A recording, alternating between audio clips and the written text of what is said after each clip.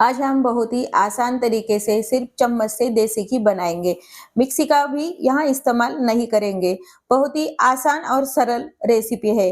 इस प्रकार का देसी घी आप कौन सी भी मौसम में बना सकते हैं। गर्मी, ठंडी या मानसून में भी इस प्रकार का देसी घी दानेदार बनता है। बहुत ही आसान और सरल रेसिपी है। रेसिपी अंत तक जरूर देखिए। रेसिपी को लाइक कीजिए, चैनल को सब्सक्राइब कीजिए। मैंने यहाँ एक बड़े बर्तन में थोड़ा सा 1 चम्मच खट्टा वाला दही लेकर पूरे बर्तन को अच्छे से लगा लिया है।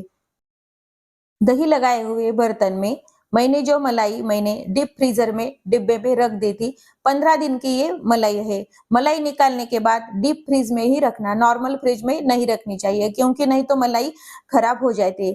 पूरी 2 डब्बे मलाई है, ये मलाई मैं पूरी इस दही लगे हुए बर्तन में निकाल लेना है।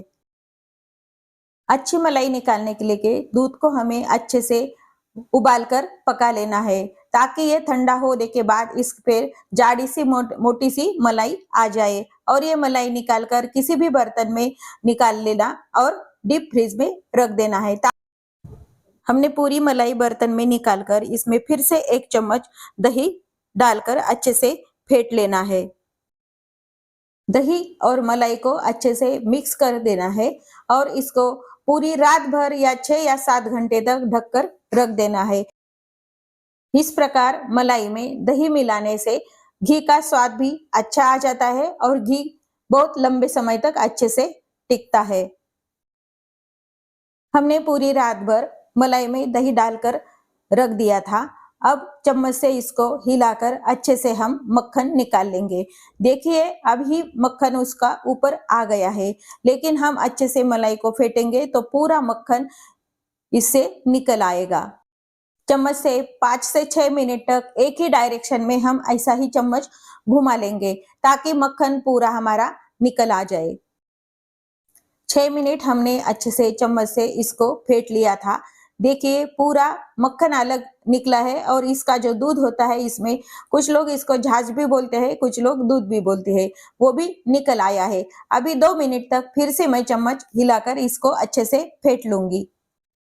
अब हमारा मक्खन पूरा तैयार है। अब हम मक्खन एक बर्तन में निकाल लेंगे। मक्खन निकालने के लिए एक जाली का चम्मच लेंगे, गर्म पानी में ये चम्मच डुबा लेंगे, ताकि मक्खन इसको ज्यादा चिपक न जाए।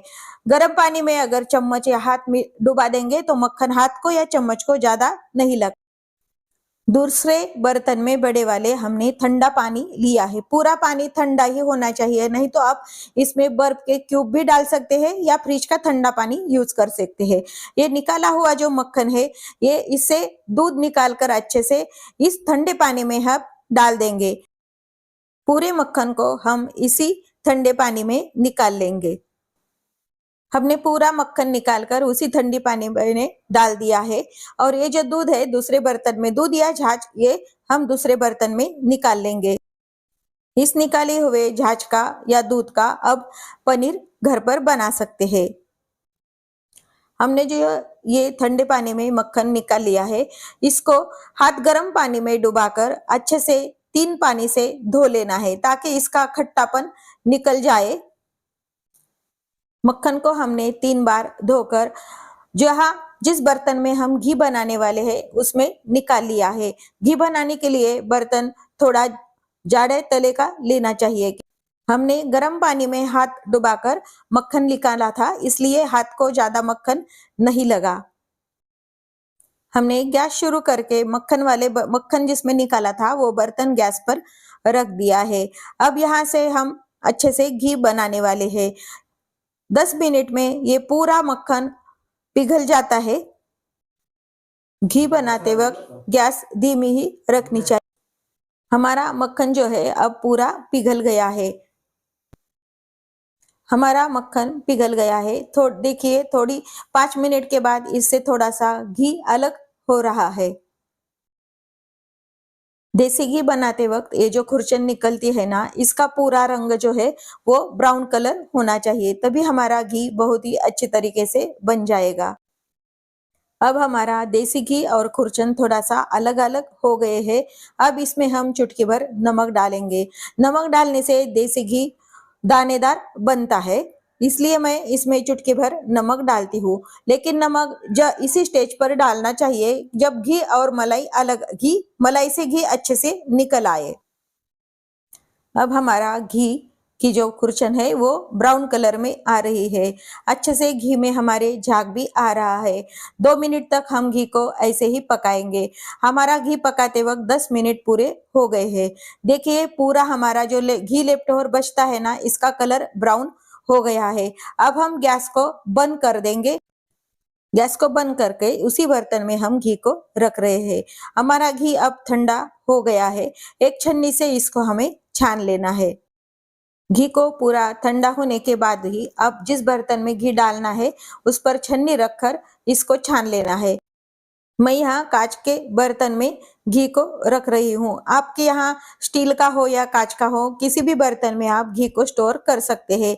लेकिन घी पूरा ठंडा होने के बाद ही बर्तन में निकाल लेना है।